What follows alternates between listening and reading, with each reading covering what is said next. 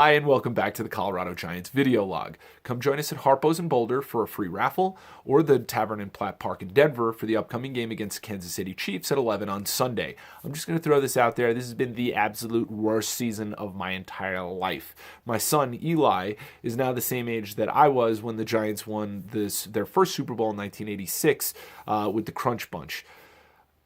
The big play was the Achilles heel here against the Niners. There were two plays in the first half. One was about 40 plus yards, and the other one was about 80 plus yards for touchdowns. Broke the back of the Giants early. Jackrabbits showed zero effort. He suited up, he was on the field, but he didn't play. $35 million is a lot of money for you, buddy. I'm throwing that out there right now.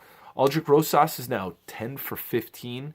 Now, I'm told that it's in his head. So, I don't care if you need a hypnotist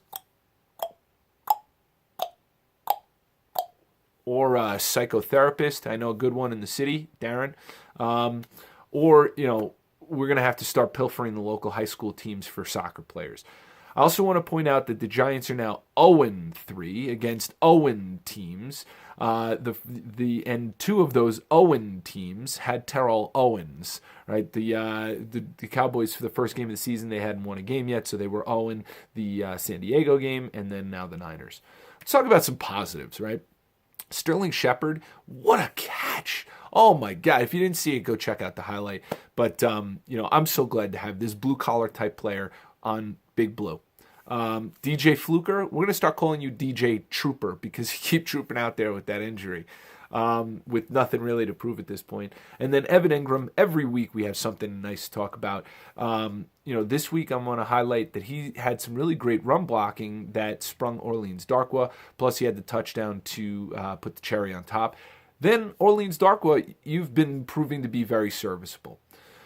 Let's keep going on the blame game. Jackrabbit, you're not showing up is completely inexcusable. You should be disciplined, if not cut from the team, which, obviously based on recent actions doesn't seem like it's going to happen. You may be benched, though, I hope, because it's totally unprofessional to take off on plays, all of the plays.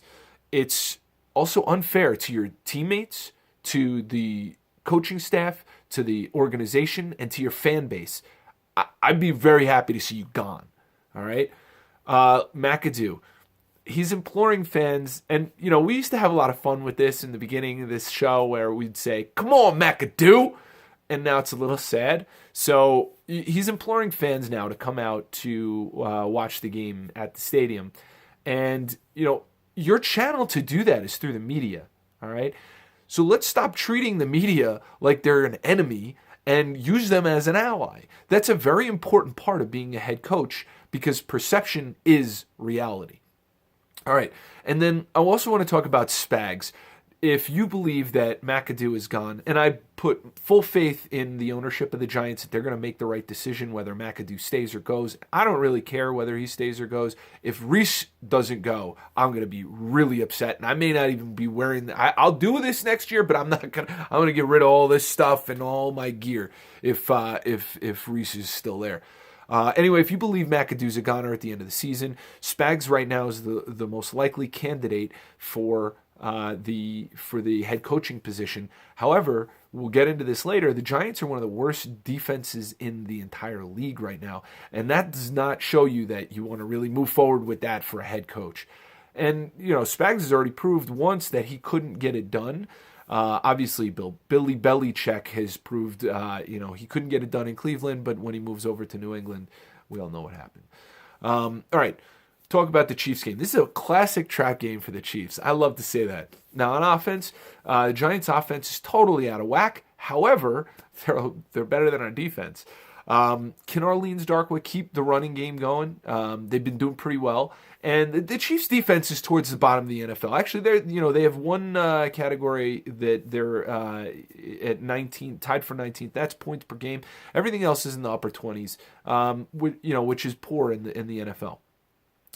But they're not quite as bad as the Giants do. We'll get into that in a second.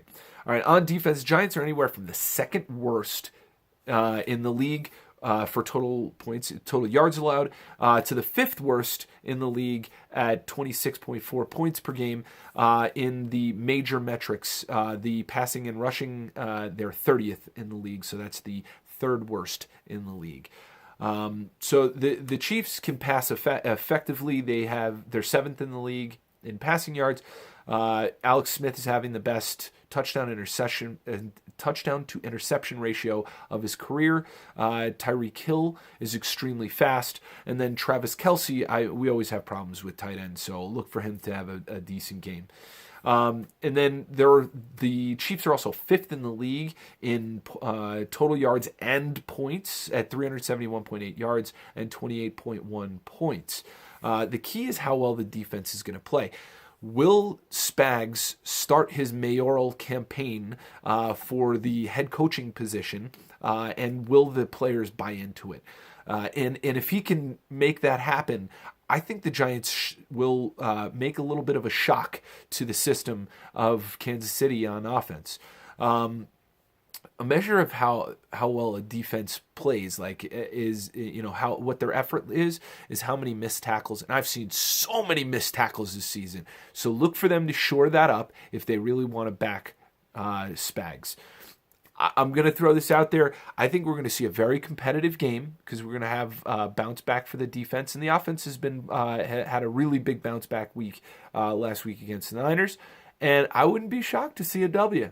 So come out in there and see. Let's go watch this upset and have some fun. I'll drink a couple beers with you, and we'll see you there.